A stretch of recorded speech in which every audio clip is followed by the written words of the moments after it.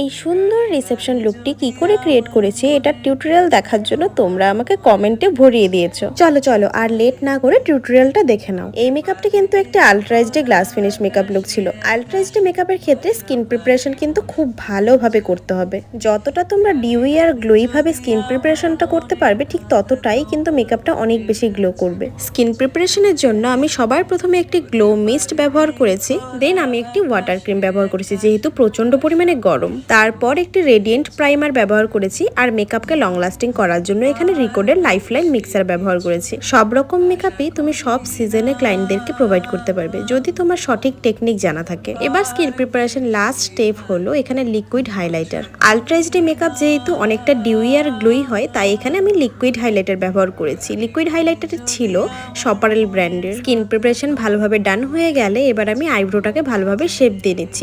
Eyebrow নিয়ে আজকে তোমাদেরকে কিছু বললাম না কারণ আইব্রো নিয়ে অলরেডি চ্যানেলে খুব ভালোভাবে ভিডিও পোস্ট করা আছে। এবার ফাউন্ডেশন ইউজ করার আগে স্কিনটাকে নিউট্রালাইজ করে নিয়েছিলাম ফরএভার 52 টেন্ডার ক্রিম দিয়ে।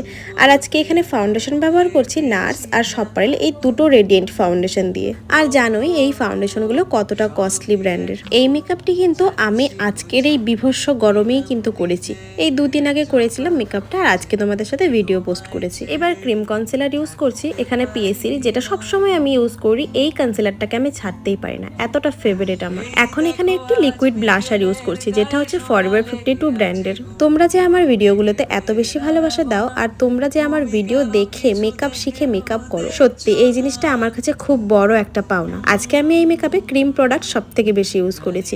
যেমন এখানে এখন ক্রিম কন্ট্রোর ইউজ করছি। ক্রিম প্রোডাক্ট সব অ্যাপ্লাই করা হয়ে গেলে ভালোভাবে ব্লেন্ড করার পরে এখানে আমি পাউডার কন্ট্রোর ইউজ করেছি।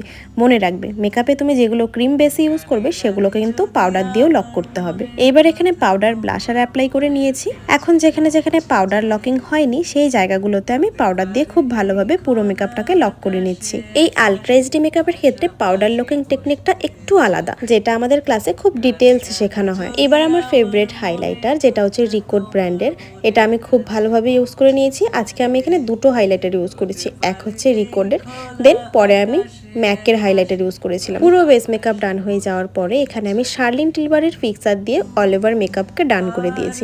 আই মেকআপটা আমি করে নিয়েছিলাম, এই ভিডিওতে শেয়ার করলাম না। আই মেকআপ নিয়ে আলাদা ভিডিও দেখতে চাইলে তাড়াতাড়ি কমেন্ট করো, কমেন্ট করে লেখো আই মেকআপ। এবার লিপস্টিক পরিয়ে ডান করে দিয়েছি আজকের এই ফুল লুকটা। তোমাদের আজকের এই লুকটা কেমন লাগলো ঝটফট কমেন্ট করে জানাও তো। আর কোনো রকম কোশ্চেন থাকলে অবশ্যই কমেন্টে জানাতে পারো। এবার আমার ফেভারিট মিউজিকের সাথেই পুরো লুকটা দেখে এনজয় করো। চলো টাটা। গানে গানে যদি আমার মনের কথা তোমার মনের কাছে পৌঁছে যায়।